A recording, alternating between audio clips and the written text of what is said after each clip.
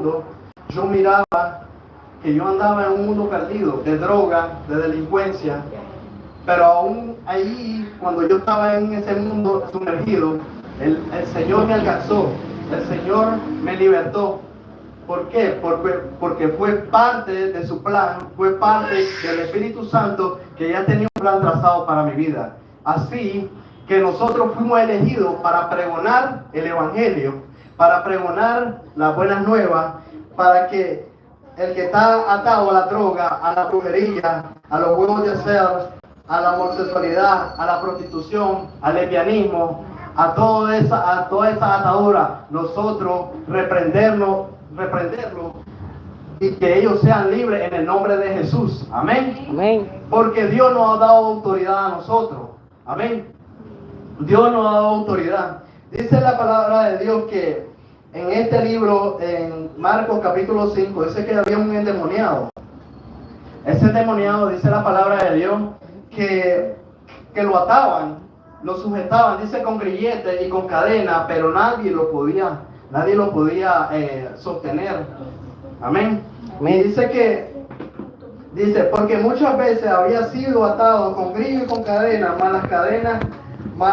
las cadenas habían sido hechas pedazos por él y desmenuzados los grillos, y nadie le podía dominar.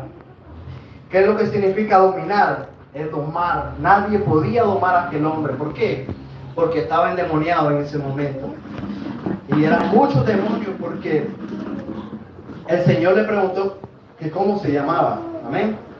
Dice que en esta palabra del Gadareno es un gran ejemplo de cuánta gente sufre, cuánta gente está endemoniada. ¿Y qué estamos haciendo nosotros como cristianos? Estamos solamente en la casa. Tenemos que ir a libertar a esos endemoniados, a las personas que están cautivas en la homosexualidad, en el lesbianismo. Tenemos que nosotros predicar el evangelio de salvación, predicarle que un Jesucristo vivo puede más que un diablo muerto. Amén. Amén. Amén. Dice que tenía un espíritu inmundo y vivía en los sepulcros, vivía en los cementerios. No, me imagino yo, ¿verdad? Parafraseando el tema, que me imagino yo que este endemoniado tenía familia, tenía descendencia, hijos, no sé, tuvo una familia, pero Satanás tomó posesión de su cuerpo hasta que llegó Jesús. Cuando Jesús no entra a un lugar, ese lugar no puede ser cambiado. Amén. Pero cuando Jesús entra a un lugar, ese lugar cambia por completo. Amén. ¿Cuántos lo creen? Amén. Cuando Jesús entra en la casa de alguien, en la casa y en la vida de alguien, esa persona es cambiada por completo. Amén. Amén.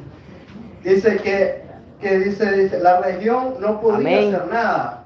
La gente cree que los hospitales están hechos para sanar a los enfermos. Está bien, claro.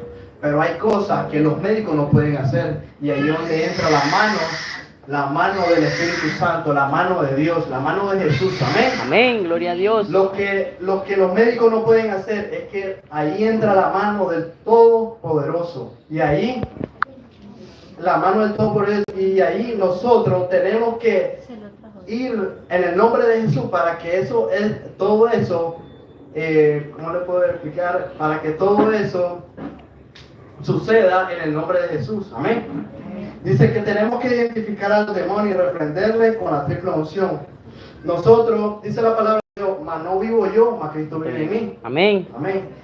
Entonces, si Cristo vive en nosotros tenemos potestades para reprender cualquier demonio, para reprender cualquier enfermedad. Amén.